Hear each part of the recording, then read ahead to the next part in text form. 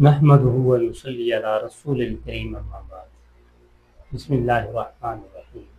آج کل social media پر کچھ ایسے لوگ آ گئے ہیں جن کو قرآن مجید کی آیت پڑھنے نہیں آتی، حدیث پڑھنے نہیں آتی، اور وہ اٹھ کر دین کی بات کرتے ہیں، لوگوں کو سمجھاتے ہیں۔ جب ان کی شکل و صورت دیکھی جائے، جن اہل بیت کی وہ بات کرتے ہیں، وہ اپنی شکل و صورت، اپنا چہرہ ان کے جیسا بنانا گوارا نہیں کرتے، پسند نہیں کرتے، اور دعویٰ کرتے ہیں کہ ہم اہل بیت سے محبت کرتے ہیں۔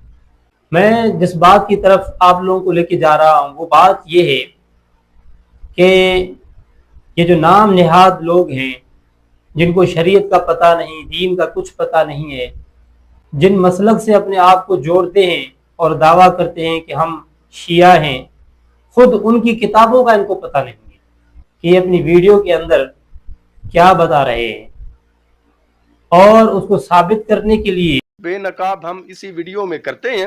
اللہ نے خود آل رسول کی فضیلت بیان فرمائی ہے۔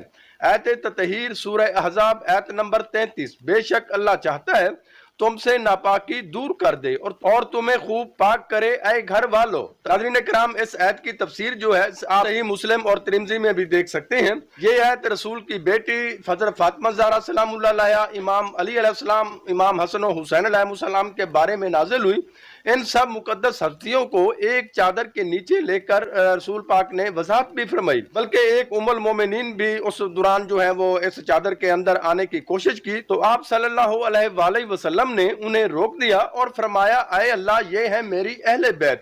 یہ فضیلت صحیح ستہ سمیت اہل سنت کی بڑی کتابوں میں بیان کی گئی ہے۔ کیا آپ صلی اللہ علیہ وآلہ وسلم نے یہاں اہل بیت کی فضیلت بیان فرمائی یا صحابہ کی؟ رسول صلی اللہ علیہ وآلہ وسلم نے خود اپنے اہل بیت کی محبت کو اجر رسالت قرار دیا۔ آیت مودت سورہ شورى آیت نمبر 23 میں واضح حکم ہے کہ کہہ دو کہ میں تم سے اس پر اجر نہیں مانگتا سوائے میرے رشتہ داروں سے محبت کے۔ امام احمد، امام ابن جریر، امام طبرانی وغیرہ نے ثابت کیا کہ یہ آل رسول کے بارے میں ہے۔ تو بتاؤ، جب خود نبی صلی اللہ علیہ وآلہ وسلم آل نبی کی محبت اجر رسالت کے طور پر مانگ رہے ہیں، تو یہ لوگ کس اسلام کے تو کبھی گمراہ نہیں ہوگے۔ حدیث غدیر متواتر سنی کتب میں بھی موجود ہے۔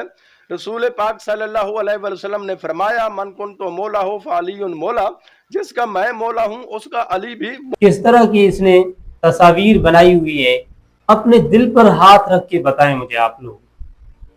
میں کوئی جذبات کے طور پر یہ بات نہیں کہہ رہا ہوں، صرف آپ لوگوں کو سمجھانا چاہتا ہوں۔ مجھے آپ بتائیں، یہ جو تصویر ہے، یہ جو تصویر آپ لوگوں کو نظر آ رہی ہے، یہ کن کی تصویر ہے؟ اس تصویر کے اندر اس آدمی نے کیا بتایا ہے، کیا سمجھایا ہے، اور کیا سمجھانا چاہتے ہیں؟ کیا یہ جو بات کر رہے تھے، سمجھا رہے تھے، یہ بات کافی نہیں تھی؟ اب تصویروں کی ضرورت پڑ گئی ہے۔ تصویروں کے بغیر آدمی کو بات سمجھ نہیں آتی۔ آپ یہ کیا سمجھانا چاہتے ہیں؟ یہ جو آپ تصویر دکھا رہے ہیں، اس تصویر سے آپ ہمیں کیا سمجھانا چاہتے ہیں؟ اس تصویر کے اندر 5 لوگوں کی طرف اشارہ کیا گیا ہے، اور 5 کون ہیں؟ پنجتن پاک ہے۔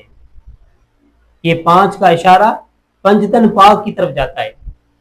مجھے بتائیں، یعنی پنجتن پاک کی طرف اشارہ کیا گیا ہے کہ بھئی یہ پنجتن ہیں، یہ 5 تصویر بنائی گئی ہے۔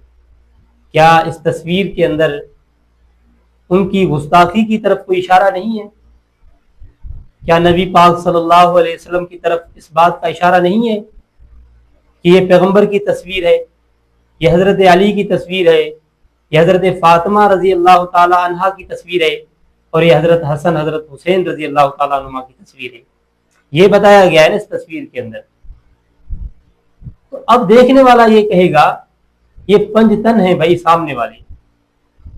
تو مجھے بتائیں آپ، یہ دین کی دعوت ہے، یہ شریعت کا پیغام ہے، کیا ہے یہ کتنی بڑی گستاخی ہے کہ ہمیں بات سمجھ نہیں آتی۔ بخاری شریف کے اندر حضرت علی رضی اللہ تعالیٰ عنہ سے روایت ہے کہ رسول اللہ صلی اللہ علیہ وسلم نے ارشاد فرمایا مجھ پر جھوٹ مت بولو، جو مجھ پر جھوٹ باندھے وہ دوزخ میں داخل ہوگا۔ آپ مجھے بتائیں کہ نبی علیہ السلام کے اوپر جھوٹ باندھنے سے، یعنی وہ بات جو نبی علیہ السلام نے نہیں کہی، اپنی طرف سے بندہ بات کر کے لوگوں کو یہ بتائے، یہ سمجھائے کہ یہ نبی علیہ السلام کا فرمان ہے، تو اللہ کے رسول صلی اللہ علیہ وسلم نے ایسے شخص کے بارے میں یہ فرمایا وہ شخص جہنم کے اندر داخل ہو جائے گا، اس لیے کہ نبی علیہ السلام کے اوپر جھوٹ بولا۔ آپ علیہ السلام نے وہ بات نہیں کہی اور یہ اپنی طرف سے بات کر کے لوگوں کو یہ سمجھانا چاہتے ہیں کہ یہ نبی علیہ السلام کا فرمان ہے۔ اور آج یہ جو لوگ تصویریں بنا کر اور لوگوں کو دکھاتے ہیں، اشارہ کرتے ہیں یہ پنجتن پاک ہیں، تو اللہ کے نبی کے اوپر یہ جھوٹ نہیں ہے؟ ایک تصویر بنا کر لوگوں کے سامنے پیش کریں اور اشارہ دیں کہ دیکھیں یہ کون ہے، پہچانے آپ۔ حدیث تو ہمیں سمجھ آتی ہے کہ اللہ کے رسول نے فرمایا جو مجھ پر جھوٹ بولے اس کا ٹھکانہ جہنم میں ہے۔ یہ تصویر ذرا آپ دیکھیں جس میں دو آدمی نظر آ رہے ہیں، اس میں کیا بتایا جا رہا ہے؟ اس میں یہ بتایا جا رہا ہے کہ اس میں ایک حضرت علی رضی اللہ تعالیٰ عنہ اور دوسرے نبی کریم صلی اللہ علیہ وسلم کی تصویر کی طرف اشارہ کیا گیا ہے۔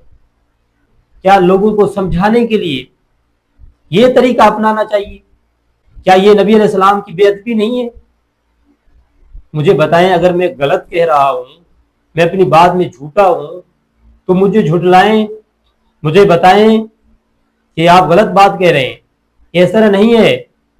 تو مجھے بتائیں یہ جو تصویر ہے، یہ جو تصویر میں دو آدمی نظر آ رہے ہیں، یہ کون ہیں؟ مجھے ان کا جواب دے دیں۔ اگر جواب ہے تو جواب دے دیں،